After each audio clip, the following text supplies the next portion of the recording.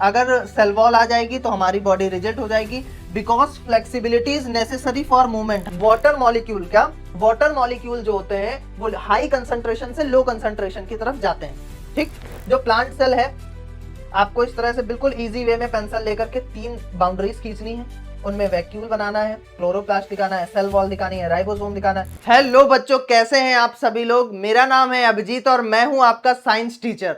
और हम लोग, जैसा कि आपको पता है, प्रॉमिस करके आए थे कि हम आपको कंप्लीट एनसीईआरटी का सॉल्यूशन इसी यूट्यूब चैनल पर बिल्कुल फ्री करवाने वाले हैं। तो हमने फिजिक्स का पहला चैप्टर कंप्लीट कर लिया है, केमिस्ट्री का पहला चैप्टर कंप्लीट कर लिया है, और बहुत सारे बच्चों के कमेंट्स आ रहे थे कि सर बायोलॉजी का चैप्टर कब आने वाला है। तो आप लोगों के लिए फर्स्ट चैप्टर बायोलॉजी का आ चुका है, जिसका नाम है cell the building block of life. यानी जो सेल है वो हमारे बॉडी का बिल्डिंग ब्लॉक है। ये इसको कुछ हम इस तरह से समझ सकते हैं, जैसे फॉर एग्जाम्पल एक घर बनाने के लिए सबसे जरूरी चीज है ईंट, ब्रिक। अगर ब्रिक्स नहीं होंगे तो हमारे घर को बनाना इम्पॉसिबल है। ठीक है, तो इसी तरह से हमारे बॉडी को भी बनाना इम्पॉसिबल है अगर हमारे बॉडी में सेल नहीं होंगे, क्योंकि वो सबसे बेसिक बिल्डिंग ब्लॉक हैं। ठीक है, इसीलिए हम लोग कहते हैं कि सेल जो है वो फंडामेंटल यूनिट ऑफ लाइफ है। ठीक है, तो मैं आपको एक बार फिर से बता देता हूं कि अगर इस लेक्चर को खत्म होने के बाद अगर आपको इसकी पीडीएफ चाहिए तो आपको फुल तैयारी ऐप को डाउनलोड करना है और वहां पर जाकर के रजिस्टर करना है। उसकी लिंक आपको डिस्क्रिप्शन में मिल जाएगी। देन उसके बाद वहां पर आपको एक कोर्स दिखेगा 9th क्लास में, जिसका नाम होगा फ्री एनसीईआरटी कोर्स। वहां पर उस कोर्स में रजिस्टर करने के बाद आपको ये सारी पीडीएफ मिल जाएंगी और पिछली क्लासेस की भी मिल जाएंगी। तो हम लोग स्टार्ट करते हैं। जैसा कि आपको पता है, हम 2 पार्ट में वीडियो को लेकर के आते हैं। पहले पार्ट में हम एग्जांपल्स और पॉज एंड बॉन्डर के क्वेश्चन करते हैं। देन सेकंड पार्ट में हम लोग डिस्कस करते हैं एक्सरसाइज के क्वेश्चन। बट इस चैप्टर में एग्जांपल्स नहीं है, तो सिर्फ पॉज एंड पॉन्डर वाले क्वेश्चन डिस्कस होंगे, जो कि येलो बॉक्स में होते हैं चैप्टर में। हमारे पास जो पहला क्वेश्चन है वो कुछ इस तरह से है, लिखा है what argument would you give for the necessity of cell wall in plants usually fixed in one place versus in animal usually moving from one place to other place. यानी कहने का मतलब ये है, क्वेश्चन हमसे ये कह रहा है कि जो प्लांट्स हैं वो एक जगह फिक्स रहते हैं, यानी प्लांट्स जो हैं वो अपनी जगह से मूव नहीं करते हैं, इसलिए उनके पास सेल वॉल होती है। ठीक है, बट जो एनिमल होते हैं वो एक जगह से दूसरी जगह मूव कर जाते हैं। तो आपको बताना है कि ऐसी क्या नेसेसिटी है सेल वॉल की प्लांट्स में जो वो मूव नहीं करते हैं और अपनी जगह पर सही से खड़े रहते हैं। तो इसका एक सिंपल सा फंडा है। सबसे पहले हम लोग बात कर लेते हैं प्लांट्स की। अगर प्लांट्स की बात करूं तो प्लांट्स जो है उनकी पोजीशन जो रहती है वो क्या रहती है, फिक्स रहती है। और जो सेल वॉल है वो क्या करते हैं, प्लांट्स को स्ट्रांग रखते हैं। क्या रखते हैं? स्ट्रांग रखते हैं एंड रिजिड रखते हैं। प्लांट्स जो होते हैं वो स्ट्रांग होते हैं और रिजिड होते हैं। रिजिड मतलब सख्त होते हैं। ये किस वजह से होते हैं? ये होते हैं बेटा प्रोटेक्शन पर्पज से। किस वजह से? प्रोटेक्शन पर्पज से। यानी प्लांट को प्रोटेक्शन की जरूरत है, क्योंकि उनके ना हाथ हैं ना उनके पैर हैं। अपने आप को बचाने के लिए उनको क्या करना होगा, कुछ ऐसी चीज डेवलप करनी होगी जिससे वो आसपास के एनवायरनमेंट से बच करके रहें। अगर सेल वॉल की बात की जाए, जो सेल वॉल है वो करता क्या है, वो सबसे पहले अपराइट रखता है प्लांट को। क्या रखता है बेटा? अपराइट। अपराइट का मतलब है सीधा। जैसे हमारे पास जो है, हमारे पास रीढ़ की हड्डी है, ठीक है, बोन्स हैं, मसल्स हैं, जो हमारे बॉडी को क्या रखते हैं, बिल्कुल सीधा रखते हैं, स्ट्रांग रखते हैं, और बहुत सारी और फ्लेक्सिबिलिटी भी देते हैं। बट प्लांट्स में क्या होता है कि प्लांट्स को बोन तो होती नहीं है, तो उनके पास सेल वॉल होती है। क्या होती है? सेल वॉल, जो प्लांट्स को अपराइट रखते हैं, उनका शेप मेंटेन करते हैं। क्या करते हैं? शेप मेंटेन करते हैं। लिख लेते हैं जी, शेप मेंटेन करते हैं। उसके बाद क्या करते हैं? एक्सटर्नल फोर्स से भी बचाते हैं। एक्सटर्नल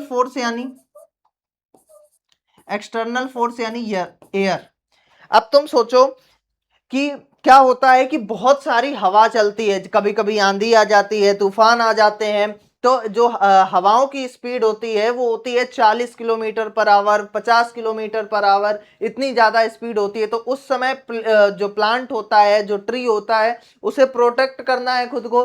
तो वहां पर प्रोटेक्ट करते समय हम लोग जो एक्सटर्नल फोर्स होता है वो एयर होता है, और बचाता कौन है उससे? Cell wall. अगर सेल वॉल नहीं होगी तो ये चीज पॉसिबल नहीं है।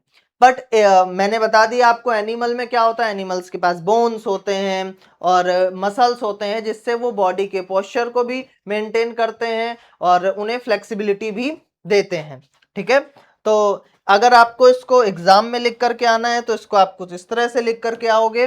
क्या? Plants are usually fixed in one place. Plant जो है वो एक जगह फिक्स होते हैं। So they need strong and rigid structure for support. उनको क्या चाहिए होता है? सपोर्ट और प्रोटेक्शन के लिए स्ट्रॉन्ग और रिजिड यानी मजबूत और सख्त स्ट्रक्चर चाहिए होता है प्रोटेक्शन के लिए। ये बात मैंने आपको बता दी है।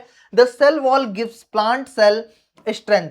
जो सेल वॉल होते हैं वो प्लांट को स्ट्रेंथ देते हैं। मेंटेन दियर शेप, उनका शेप जो है उसे क्या करते हैं? मेंटेन करते हैं। Help the plant stand upright, ये भी बात मैंने आपको बताई कि वो अपराइट रखते हैं यानी सीधे रखते हैं। अगेंस्ट ग्रेविटी, क्योंकि ग्रेविटी जो है वो प्लांट्स को नीचे की तरफ खींचती है। प्लांट्स क्या, वो किसी भी ऑब्जेक्ट को ग्रेविटी अपनी तरफ खींचती है, बट जो सेल वॉल है वो इतना सख्त बना करके रखता है प्लांट के शेप को कि वो अपराइट बिल्कुल सीधे खड़े होते हैं। विंड हो गया या अदर एक्सटर्नल फोर्स हो गए, इनसे भी बचा करके रखते हैं। It also prevent the cell from bursting when they absorb large amount of water. अब देखो, सेल के बाहर होता है एक मजबूत ढांचा कह लो, या एक ऐसी दीवार होती है जो सेल को क्या करती है? सख्त रखती है। अब कभी कभी क्या होता है, सेल में डिसबैलेंस होता है, तो वो कभी कभी लार्ज अमाउंट में वाटर को एब्जॉर्ब कर लेता है, और जब ज्यादा अमाउंट में वाटर को एब्जॉर्ब कर लेगा, इस वजह से उसमें फटने का भी डर रहता है, तो वो नहीं फट पाता है, क्योंकि जो सेल वॉल है वो बहुत ही स्ट्रांग और रिजिड होती है। एनिमल्स की बात करें, on the other hand move from one place to another. जो एनिमल होते हैं वो एक जगह से दूसरी जगह ट्रेवल करते हैं। Their cell do not have rigid cell wall, इनके पास रिजिड सेल वॉल नहीं होती। अगर हमारे एनिमल्स में, याद रखना बायोलॉजी में एनिमल्स का मतलब इंसान भी हैं और जानवर भी हैं, ठीक। तो अगर हम अपनी बात करें तो हमारी बॉडी फ्लेक्सिबल है। कैसी है? फ्लेक्सिबल। और अगर हमारे सेल में सेल वॉल आ जाएगी तो हमारी बॉडी फ्लेक्सिबल नहीं रहेगी, हम एक जगह स्थिर हो जाएंगे, मतलब अपनी जगह से हट नहीं पाएंगे। जैसे प्लांट्स अपनी जगह बिल्कुल स्थिर रहते हैं, ठीक है। तो ध्यान रहे, रिजिड सेल वॉल होती, अगर सेल वॉल आ जाएगी तो हमारी बॉडी रिजिड हो जाएगी। Because flexibility is necessary for movement, हमारे बॉडी को फ्लेक्सिबिलिटी की जरूरत होती है मूवमेंट के लिए। Instead animal body support by the other system, जो एनिमल की बॉडी होती है वो दूसरे सिस्टम से सपोर्ट होती है, जैसे bones, muscle, which allow movement and change body shape, जो क्या करता है? बॉडी को शेप को चेंज करने में मदद करता है, और भी बहुत सारी चीजों में हेल्प करता है। आई होप आपको पहला क्वेश्चन क्लियर हो गया होगा। मोस्ट ऑफ द स्टूडेंट्स होंगे जिनके समर वेकेशन स्टार्ट हो गए होंगे। समर वेकेशन का ही टाइम है जिसमें आप बहुत सारी चीज़ों को कर सकते हो, बहुत सारे एक्टिविटी कर सकते हो, बहुत सारी नई चीज़ें सीख सकते हो, अपने सिलेबस को टाइम से ख़त्म कर सकते हो, ठीक है। तो क्या होता है कि इस समय हम लोग ना बहुत ज़्यादा कंफ्यूज हो जाते हैं कि क्या करें क्या ना करें, मतलब बहुत ज़्यादा अपने आप को एंगेज करने की कोशिश करते हैं। ज़्यादातर बच्चे खेल कूद में लग जाते हैं, मतलब खेलने की ओर जाते हैं। तो आप जो कुछ भी करो, बट टाइम टू टाइम पढ़ाई करते रहो। बट दो ऐसा ना हो कि जब 40 दिन 50 दिन बीते और स्कूल खुले तो आप बिल्कुल ब्लैंक हो जाओ। तो इसलिए आप अपने साथ कंसिस्टेंसी को बना करके रखो, रोज थोड़ा पढ़ो पर पढ़ते रहो। आगे चलते हैं नेक्स्ट क्वेश्चन की तरफ। अगले क्वेश्चन की तरफ चलेंगे। लिखा है what consequence would you predict for plant cell if its cell wall were become as flexible as cell membrane. जो ह्यूमंस या एनिमल्स की मैं बात करूं उसमें सेल मेम्ब्रेन होती है। अगर प्लांट में जो सेल मेम्ब्रेन सेल वॉल है उसकी जगह सेल मेम्ब्रेन आ जाए, यानी वो फ्लेक्सिबल हो जाए सेल मेम्ब्रेन की तरह, तो क्या इंपैक्ट पड़ेगा? ये क्वेश्चन जो है पहले वाले क्वेश्चन का ठीक अपोजिट क्वेश्चन है, ठीक है।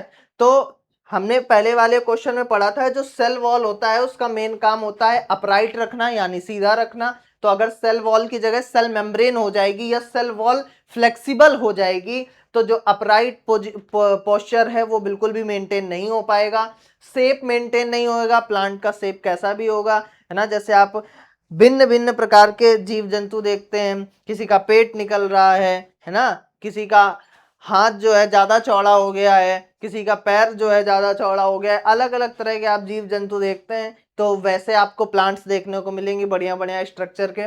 फिर एक्सटर्नल फोर्स जो है, मतलब अगर थोड़ी सी भी हवा चलेगी तो वो पेड़ जो है वो टूट जाएंगे, गिर जाएंगे।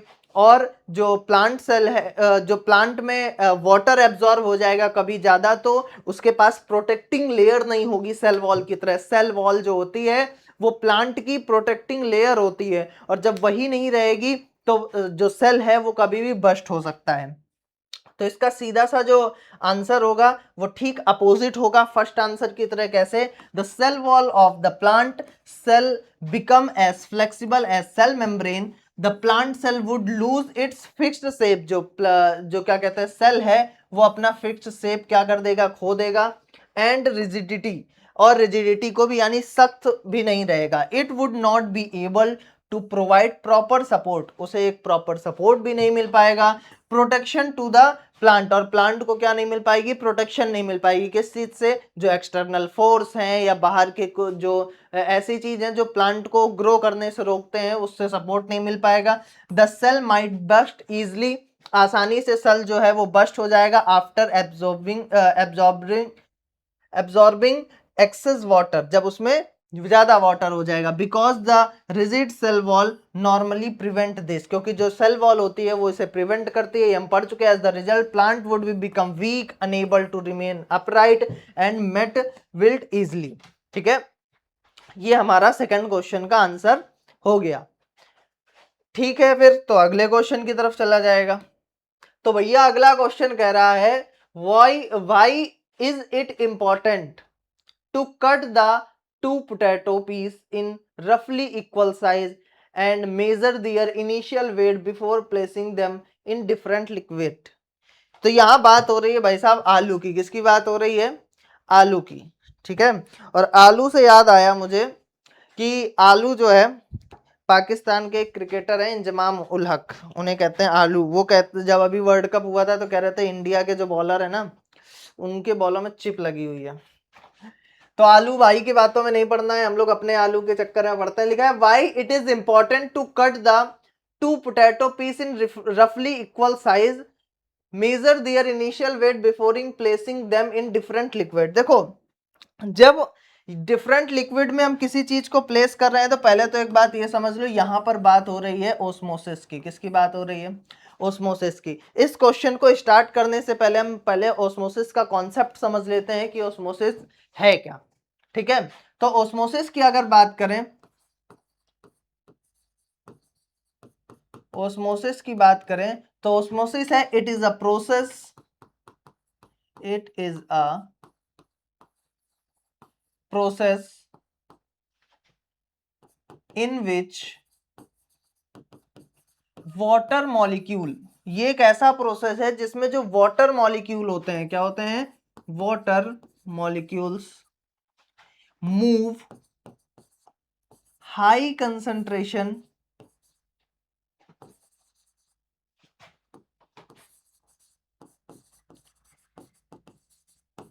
To low concentration.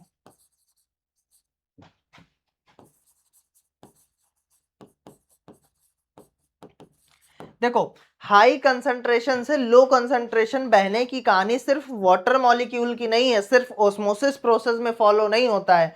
High concentration से लो कंसंट्रेशन में बहुत सारी चीज ट्रांसफर होती हैं। हीट भी हाई कंसंट्रेशन से लो कंसंट्रेशन की तरफ जाती है। आप लोग इसको कुछ इस तरह से रिलेट करो, आप घर में चाय पीते हो, चाय आप गर्मियों में भी पीते होगे, चाय आप सर्दियों में भी पीते होगे, पर गर्मियों में चाय जो होती है वो ज्यादा लंबे समय तक गर्म रहती है, ज्यादा लंबे टाइम देर तक गर्म रहती है, पर सर्दियों में चाय जल्दी ठंडी हो जाती है। तो उसका रीजन क्या होता है? उसका रीजन होता है टेम्परेचर डिफरेंस। हमारे एटमॉस्फेयर के जो मॉलिक्यूल्स हैं, जो एयर मॉलिक्यूल्स हैं, उनका टेम्परेचर डाउन है, और जो चाय है उनके मॉलिक्यूल्स का टेम्परेचर क्या है? हाई है। अब दोनों में जो टेम्परेचर डिफरेंस है, फॉर एग्जांपल अगर मानो कि हमारे पास एक चाय का कप है, ठीक है, चाय, इसमें क्या है, चाय, ये चाय का कप है। अब चाय का जो टेम्परेचर होगा अप्रोक्स 50 डिग्री मान लेते हैं हम, कितना होगा, 50 डिग्री। और बाहर का अगर समर की बात करें, कब की बात करें, अगर समर की बात करें तो बाहर जो टेम्परेचर होगा वो अप्रोक्स होगा, मान लो 55 डिग्री, कितना होगा, मैक्सिमम मान लेते हैं 55 डिग्री होगा। तो दोनों में जो टेम्परेचर डिफरेंस है वो कितने का है, 5 डिग्री सेल्सियस का है। कितने डिग्री सेल्सियस का है, 5 डिग्री सेल्सियस का है, जिसकी वजह से जो दोनों के बीच का कंसंट्रेशन है हीट का वो कोई ज्यादा डिफरेंस नहीं है, इसलिए सर्दी जो गर्मियां होती हैं उनमें चाय ज्यादा देर तक ठंड रहती है, ज्यादा देर तक गर्म रहती है। अगर आगे चलें, अगर हम बात कर लें विंटर की, तो विंटर में चाय का, भाई चाय बन के आएगी तो चाय का टेम्परेचर तो सेम रहेगा, बट जो हमारे एटमॉस्फेयर का टेम्परेचर है वो अप्रॉक्स मान लो हम 20 डिग्री मान लेते हैं, डिग्री सेल्सियस। तो यहां पर जो टेम्परेचर डिफरेंस है वो 30 डिग्री का है। कितने डिग्री का है, 30 डिग्री का है। तो यानी हीट का कंसंट्रेशन जो है वो बहुत ही ज्यादा अलग है। इस वजह से हीट जो है जल्दी जल्दी ट्रांसफर होती है, जो ये गैप है उसको फिल करना जल्दी जल्दी चालू होता है, क्योंकि बहुत बड़ा गैप है और यहाँ बहुत छोटा गैप है, इसलिए गर्मियों में जो चाय होती है वो देर तक क्या रहती है, गर्म रहती है, बट सर्दियों में चाय जल्दी ठंडी होती है। उसका रीजन है कि जो हीट है वो हाई कंसंट्रेशन से लो कंसंट्रेशन की तरफ जल्दी जाती है। ठीक, तो इसी तरह जो ओस्मोसिस प्रोसेस होता है उसमें वाटर मॉलिक्यूल, क्या, वाटर मॉलिक्यूल जो होते हैं वो हाई कंसंट्रेशन से लो कंसंट्रेशन की तरफ जाते हैं। ठीक, अब हमसे पूछा है कि हम इक्वल साइज पोटैटो कट क्यों करते हैं। तो अगर इक्वल साइज की पोटैटो होगी तो पहले बात जो एक्सपेरिमेंट होगा वो क्या होगा, फेयर होगा और एक्यूरेट होगा। यानी जो भी हमारा आंसर आएगा उसमें जो हमारा रिजल्ट आएगा एक्सपेरिमेंट का, उसमें हम ये नहीं बोल पाएंगे कि जो पोटैटो का साइज था वो डिफरेंट था, इस वजह से जो हमारा फाइनल एक्यूरेट मेजरमेंट आई है वो डिफरेंट आई है। ठीक, तो एक तो पहली बात ये हो गई। दूसरी बात क्या होगी, जब इक्वल, क्या कहते हैं, इक्वल साइज कट होगा तो सरफेस एरिया जो है, क्या, सरफेस एरिया मिल जाएगा उसे।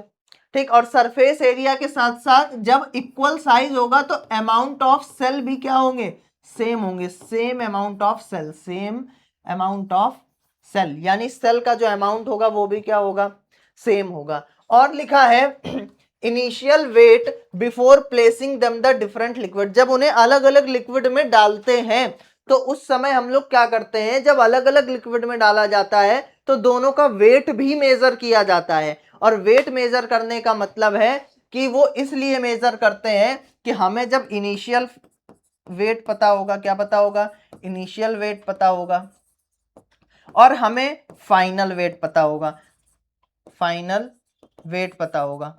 दोनों वेट पता होने से हमें पता चलेगा कि एक्सपेरिमेंट के पहले और एक्सपेरिमेंट के बाद जो वेट में चेंज हुआ है, जो डिफरेंट आया है वेट में, क्या आया है, डिफरेंस आया है जो वेट में, उसे हम लोग क्या कर पाएंगे, एनालाइज कर पाएंगे, और क्यों आया है ये भी हम पता कर पाएंगे। ठीक है, तो इस क्वेश्चन का यही आंसर था।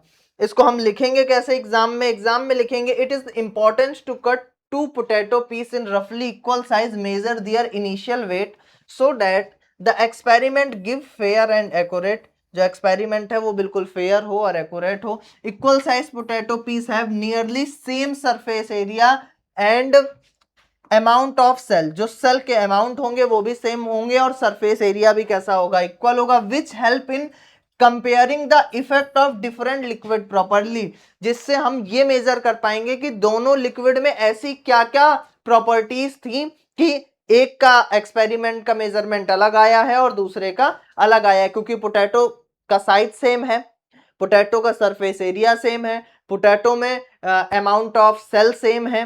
तो जब सारी चीजें सेम है तो सिर्फ अगर कुछ भी डिफरेंट आया होगा तो वो लिक्विड की प्रॉपर्टी रही होगी जिसकी वजह से चीजें अलग तरह से दिख रही हैं। तो ये हम लोग कहां से निकाल पाएंगे, जब इसका मेजरमेंट करेंगे कि हम पहले से ही इस चीज के लिए प्रिपेयर हों।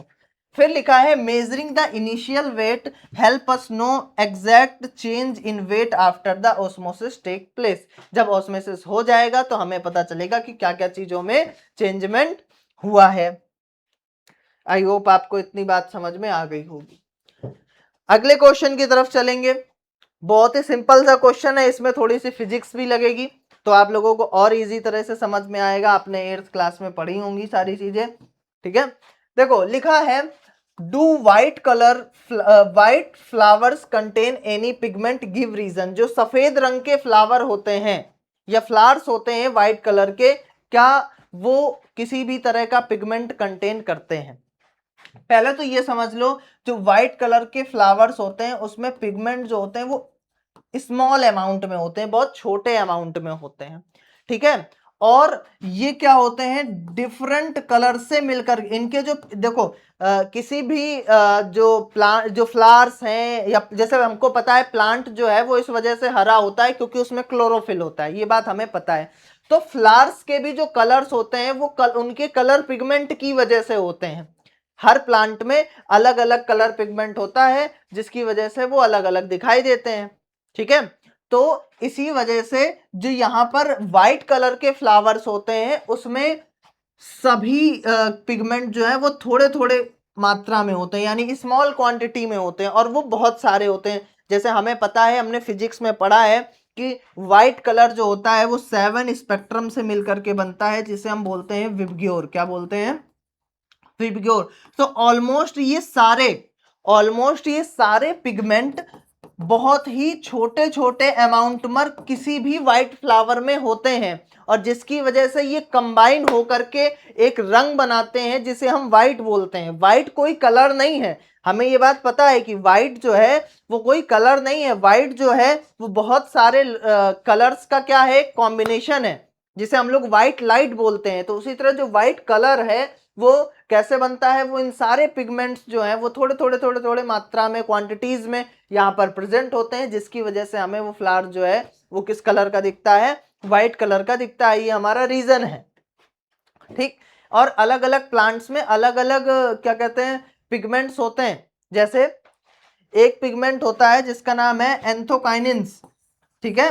तो ये जो पिगमेंट होता है ये किसी भी प्लांट को बैगनी यानी वायलेट, नीला यानी ब्लू कलर बनाने के लिए रिस्पॉन्सिबल होता है। आप वो देखते हो जो जामुन आता है हरे रंग का होता है लगभग अंदर से, तो वो इसी वजह से हरे रंग का कह रहा हूँ, सॉरी, ग्रीन ब्लू कलर का होता है, बहुत डार्क ब्लू होता है। तो वो किस वजह से होता है कि उसमें एंथोकाइनिन जो होता है वो बहुत ही ज्यादा क्वांटिटी में प्रेजेंट होता है।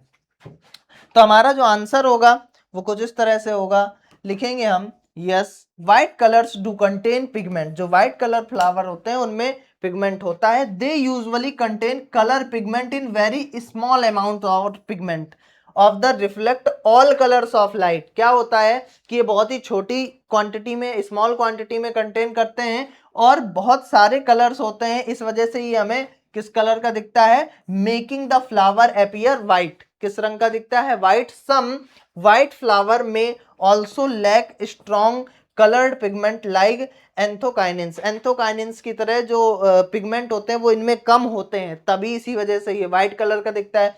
Chlorophyll and other pigment are still be present in the small quantities in their cell. और इस सेल में क्लोरोफिल तो प्रेजेंट होता है, क्लोरोफिल के बिना तो कोई पॉसिबिलिटी नहीं है ना। क्लोरोफिल तो सभी में ही होगा, भले ही कम मात्रा में हो, बहुत ही कम क्लोरोफिल की क्वांटिटी हो, बट ऐसा नहीं हो सकता कि किसी सेल में क्लोरोफिल प्रेजेंट नहीं है। अगला क्वेश्चन जो है हमारे पास वो कुछ इस तरह से है, कह रहा है कि हम आपको 3 क्लू देंगे कि आपको एक डायग्राम ड्रॉ करना है। बोलना है न्यूक्लियस जो है वो हमें डार्क दिखाना है और राउंड दिखाना है इनसाइड द सेल, ठीक। फिर लिखा है endoplasmic reticulum spread like a network of extended nuclear envelope. जो न्यूक्लियर एनवलप है यानी न्यूक्लियर वाला जो रीजन है उसके आगे आपको दिखाना है कि ये क्या है, एक नेटवर्क है, क्या, एंडोप्लाज्मिक रेटिकुलम। और mitochondria and chloroplast are the rod shaped. और जो माइटोकॉन्ड्रिया और क्लोरोप्लास्ट हैं वो रॉड शेप पे दिखानी है, ठीक। और इसके साथ ही एक बात और बोलिए, यू में रिफर टू फिगर 2.10। जो फिगर 2.10 है उसको आप रिफर कर सकते हो, इसको देख करके बना सकते हो, पर एग्जाम में आप 3D डायग्राम तो बना करके नहीं आओगे। 2.10 में इन्होंने 3D डायग्राम बना करके दिया है, आपको बनाना है हैंड रिटन। और हैंड रिटन डायग्राम बनेगा ऐसे, कैसे बनेगा देखना जरा। जो प्लांट सेल है आपको इस तरह से बिल्कुल इजी वे में पेंसिल लेकर के 3 बाउंड्रीज खींचनी है, उनमें वैक्यूल बनाना है, क्लोरोप्लास्ट दिखाना है, सेल वॉल दिखानी है, राइबोसोम दिखाना है, गोल्गी बॉडी दिखानी है, cytoplasm, mitochondria, endoplasmic reticulum, nucleus, nucleoid और सेल मेम्ब्रेन, इतनी चीजें आपको दिखानी है। ठीक, अब हमसे बोला था nucleus appear as a dark. देखो जो न्यूक्लियस है क्या वो अपीयर हो रहा है डार्क? बिल्कुल हो रहा है। एंडोप्लाज्मिक रेटिकुलम नेटवर्क की तरह दिख रहा है क्या? देखो न्यूक्लियस के ठीक इन्वलप के आगे क्या एंडोप्लाज्मिक रेटिकुलम आपको दिख रहा है? बिल्कुल दिख रहा है। और mitochondria and chloroplast are the rod shapes. जो क्लोरोप्लास्ट है ये देखो रॉड शेप का है, और माइटोकॉन्ड्रिया भी आपको दिख रही है। ठीक, तो इस तरह से आप इसे इजी वे में बना सकते हो। और याद रखना अगर पिछले सालों तक ये डायग्राम एग्जाम में बनाने को नहीं आते थे, बट अगर एनसीईआरटी में आपको दे रखा है डायग्राम बनाने के लिए, तो ये पक्की बात है कि आपको डायग्राम की प्रैक्टिस करनी होगी, और अभी से करके चलोगे तब एग्जाम आते आते आपको ये सब चीजें क्या होंगी, बिल्कुल सेट हो जाएंगी हाथ में। कि आपको अगर कोई कहेगा कि चलो भाई प्लांट सेल बना लो, तो जल्दी से आप पेंसिल उठाओगे और दाएं बाएं करके बना लोगे। लेकिन आपकी अगर प्रैक्टिस पहले से नहीं होगी तो मामला बिगड़ सकता है। तो इस चीज के लिए आप तैयार रहिए। आगे चलते हैं अगले क्वेश्चन की तरफ। लिखा है instead of many small ones, बहुत सारे छोटे छोटे स्मॉल वंस यानी छोटे छोटे, why does the cell have single giant mitochondria. यहां पर सीधा सीधा क्वेश्चन ये बोल रहा है कि हम किसी भी सेल में छोटे छोटे छोटे छोटे माइटोकॉन्ड्रिया ले लेते हैं, क्या उसकी जगह एक हम जियांट यानी एक बड़ा सा माइटोकॉन्ड्रिया नहीं ले सकते हैं? ठीक है, फिर लिखा है how does this relate to the concept of surface area, और इससे आप सरफेस एरिया के कॉन्सेप्ट से कैसे रिलेट कर पाओगे? तो भैया याद रखो जो माइटोकॉन्ड्रिया है वो छोटे छोटे हैं, तो वो ज्यादा सरफेस एरिया क्या करते हैं, कंटेन करते हैं। और ज्यादा सरफेस एरिया कंटेन करने से जो एक्सचेंज ऑफ मटेरियल है, एक्सचेंज ऑफ मटेरियल है, और क्या है, प्रोडक्शन ऑफ एनर्जी है। क्योंकि भाई mitochondria is known as the power of house of the cell. हमने पढ़ा है कि माइटोकॉन्ड्रिया जो होता है वो सेल का पावर हाउस होता है, और जो सेल का पावर हाउस है वहां पर क्या प्रोडक्शन हो रहा होगा, एनर्जी। तो प्रोडक्शन ऑफ एनर्जी होती है और एक्सचेंज ऑफ मटेरियल होता है। अब तुम सोचो कि एक सोसाइटी है, ठीक, एक कॉलोनी है, और उस कॉलोनी में बहुत छोटे छोटे छोटे छोटे ब्लॉक्स बने हुए हैं। तो आप क्या करोगे, उन ब्लॉक्स में चीजों को एक्सचेंज करना या चीजों को मंगवाना बहुत इजी होगा। फॉर एग्जांपल मान लो आपने एक डिलीवरी बॉय को बुलाया और बोला कि जी हमें ये चाहिए, कि हमें मान लो मैगी चाहिए। क्या चाहिए? मैगी। तो आप क्या करोगे भैया कि हेलो डिलीवरी बॉय बात कर रहे हो ना, मुझे ना ऐसा करो कि यहाँ पर आ जाओ मेरे ब्लॉक में, माइटोकॉन्ड्रिया नाम है ब्लॉक का, ठीक, और यहाँ आकर के मैगी डिलीवर कर दो। ठीक, तो वो आया, पता चले एक बड़ा सा जियांट माइटोकॉन्ड्रिया है और वो वहां तुम्हें दौड़ता ही फिर रहा है। बट अगर उस बिल्डिंग में छोटे छोटे ब्लॉक्स होंगे, A block, B block, C block, D block, E block, तो आप बोलोगे कि भैया माइटोकॉन्ड्रिया के अंदर आ जाना, सी ब्लॉक में 007 जो है हमारा क्या है, फ्लैट नंबर है, यहाँ पर आकर के दे जाओ। तो वो इजी हो जाएगा, यानी जो प्रोडक्शन है, जो सामान है, आसानी से आ जाएगा और उसको बन जाएगा। ठीक, और दूसरी बात एक्सचेंज ऑफ मटेरियल, जो मटेरियल का एक्सचेंज है वो भी इजी तरह से हो पाएगा। यानी मेरे कहने का मतलब ये है कि जो छोटे माइटोकॉन्ड्रिया होते हैं वो ज्यादा सरफेस एरिया लेते हैं, एक्सचेंज ऑफ मटेरियल उसमें इजी हो जाता है क्योंकि ज्यादा सरफेस एरिया है, और दूसरी बात प्रोडक्शन ऑफ एनर्जी भी आसानी से हो जाती है। और हमें जो आंसर देना था वो सरफेस एरिया के कॉन्सेप्ट पर देना था। तो आई थिंक हमने अपना आंसर कंप्लीट कर लिया है।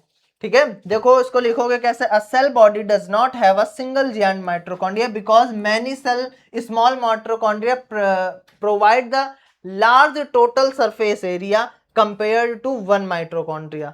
एक छोटे माइटोकॉन्ड्रिया के बजाय वो जो है बड़े माइटोकॉन्ड्रिया एक बड़े माइटोकॉन्ड्रिया के बजाय छोटे माइटोकॉन्ड्रिया ज्यादा सरफेस एरिया घेरते हैं। अच्छा याद रखना यहाँ पर माइटोकॉन्ड्रियन लिखा है, दोनों का मतलब सेम होता है, तो आपको इस चीज का लोड नहीं लेना है कि ये दोनों क्या है, अलग है। ठीक, फिर लिखा है a larger surface area helps in faster exchange of material. जो बड़ा सरफेस एरिया होता है उसमें ज्यादा एक्सचेंज ऑफ मटेरियल होता है and more sufficient cellular respiration of energy production, जिसमें आसानी से एनर्जी प्रोडक्शन भी हो जाता है। फिर लिखा है small mitochondria can also spread throughout the cell and supply energy where is needed. जब क्या होता है, छोटे छोटे माइटोकॉन्ड्रिया होंगे तो अगर कहीं पर एनर्जी की बहुत ही ज्यादा नीड है, तो आप सोचो अगर कोई एक कंपनी है, उसके बहुत सारे ब्रांच हैं, ठीक, तो अब बहुत सारे ब्रांच हैं, तो कहीं किसी ब्रांच के पास कोई जरूरत पड़ी तो जल्दी से क्या हुआ, उधर के पास वाले ब्रांच वालों ने उसके पास मदद पहुंचा दी। या दूसरा तरीका आप इसको इस तरह से समझो कि एक सिटी में पुलिस का एक हेडक्वार्टर होता है, बट उन हेडक्वार्टर के अंदर छोटे छोटे क्या आते हैं, थाने आते हैं, पुलिस स्टेशन आते हैं,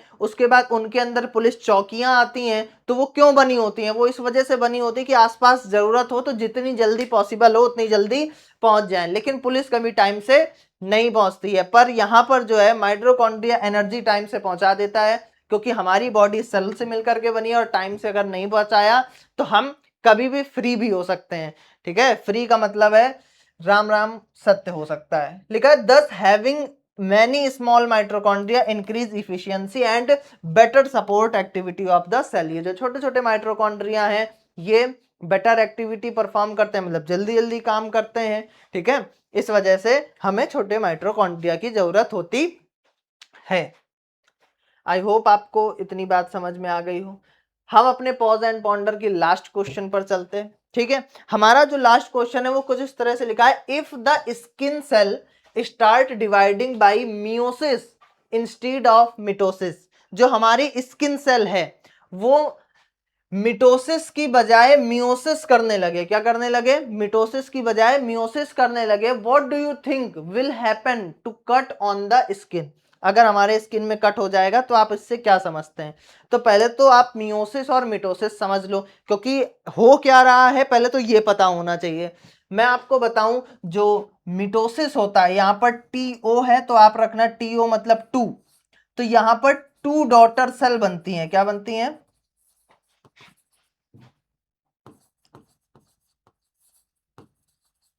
टू डॉटर सेल बनती हैं। एक बात ध्यान रहे, डॉटर सेल बनती है, यानी यहां पर जो बन रहा है वो सेल है।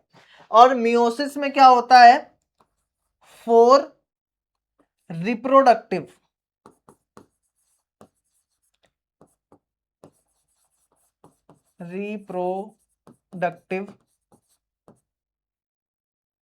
पार्ट बनते हैं।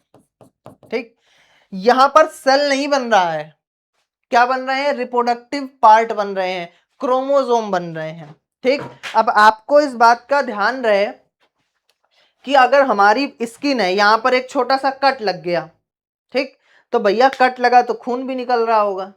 अब खून निकल रहा है, यहां पर जहां कट लगा है वहां पहले ऑलरेडी मेच्योर सेल रहे होंगे, क्या रहे होंगे, मेच्योर सेल रहे होंगे। जैसे मान लो तुम्हारे घर में शादी है और कोई काम बिगड़ गया, तो किसको बुलाओगे, पापा को बुलाओगे ना। अपने छोटे भाई को लेके थोड़ी ना चले जाओगे कि ये जी लड़ाई हो गई अब ये संभालेगा। दारू पी के बारातियों ने वहां पर बाजा बजा दिया किसी का, तो ये मेरा छोटा भाई है 4 साल का और ये जाकर के लड़ाई को संभालेगा, ऐसा पॉसिबल है, नहीं पॉसिबल है। यानी अगर जहां पर कट लगा है वहां मेच्योर सेल थे तो उसको रिप्लेस करने के लिए भी क्या चाहिए होंगे, मेच्योर सेल चाहिए होंगे। अगर मेच्योर सेल चाहिए होंगे तो सेल तो सिर्फ यहां पर बन रहे हैं, यहां तो रिप्रोडक्टिव पार्ट बन रहा है, यहां तो सेल बन ही नहीं रहे हैं। तो यानी हमें चाहिए होगा सेल, तो हमारे बॉडी में इसी वजह से क्या होता है, मिटोसिस होता है, मियोसिस नहीं होता कहीं पर कट लगने से। ठीक है, और अगर बाई चांस ऐसा हुआ तो हमारी स्किन जो है वो एबनॉर्मल हो जाएगी। ठीक है, यानी अजीब सी हरकतें करेगी। अजीब सी हरकतें इन द सेंस है कि उसका जो करेक्टर होगा, जो जहां पर काम करने का उसका तरीका है, जैसा काम करने का तरीका है वो सब वो परफॉर्म नहीं कर पाएगी। ठीक है। तो इस वजह से हमें जब भी स्किन कट होगी वहां मिटोसिस ही होना चाहिए। ठीक है, लिखा है if skin cell started dividing by meiosis instead of mitosis a cut on the skin would not heal properly. जो कट होगा वो हील नहीं होगा properly. Meiosis produce cells with the half the number of chromosome is mean the formation of reproductive cell. क्या बन रहा है यहाँ पर? रिप्रोडक्टिव सेल बन रहे हैं। रिप्रोडक्टिव सेल का काम क्या होता है? जैसे जो ह्यूमंस रिप्रोडक्शन करते हैं तो जो सबसे पहले बनता है उसे सबसे पहले जो सेल बनता है उसे बोलते हैं हम लोग जाइगोट। क्या बोलते हैं? जाइगोट। यानी हम सभी जो हैं वो जाइगोट से ही बने हैं। जाइगोट हमारे बॉडी का पहला सेल था। ठीक, तो जाइगोट बॉडी का पहला सेल था ना, उससे पूरी बॉडी डेवलप हुई है। अब तुम सोचो उसी जाइगोट को जाकर के तुम स्किन पे लगा दोगे तो क्या उससे वहां पर हील हो जाएगा? जो वाउंड हुआ होगा, जो घाव हुआ होगा? बिल्कुल नहीं होगा। ठीक है, क्योंकि उसका काम ही अलग है। नॉट बॉडी सेल, वो एक बॉडी का सेल नहीं है। As the result the new skin cells would be abnormal and unable to replace damage cell correctly. Would उस सेल को करेक्टली रिप्लेस नहीं करेगी। दिस वुड अफेक्टिंग ग्रोथ, जिसकी वजह से growth, repair and healing of the skin जो है वो रुक जाएगी। ठीक है, तो हमारे पास 7 क्वेश्चंस थे जो हमारे पॉज एंड पॉन्डर में थे। आई होप आपको सभी क्वेश्चंस अच्छे से समझ में आ गए होंगे। इन क्वेश्चंस के बीच में जो क्या कहते हैं कॉन्सेप्ट्स थे, मैंने उनको बीच बीच में डिस्कस किया है ताकि आप लोगों के लिए इजी हो। इस क्लास की पीडीएफ के लिए आपको डिस्क्रिप्शन पे फुल तैयारी ऐप का लिंक दिया हुआ है। आपको जाकर के उस ऐप को डाउनलोड करना है, देन उसके बाद आपको रजिस्टर करना है। बट आप ऑलरेडी अगर रजिस्टर हैं तो आप लॉग इन करके 9th क्लास सेलेक्ट करने के बाद आप फ्री एनसीईआरटी कोर्स पर जाकर के लॉग इन करोगे, यानी रजिस्टर करोगे, देन उसके बाद आपको वहां पर सारी पीडीएफ मिल जाएंगी। लेकिन इसी तरह की इंपॉर्टेंट वीडियोस और आने वाले चैप्टर्स के लिए पेज को सब्सक्राइब कर लेना।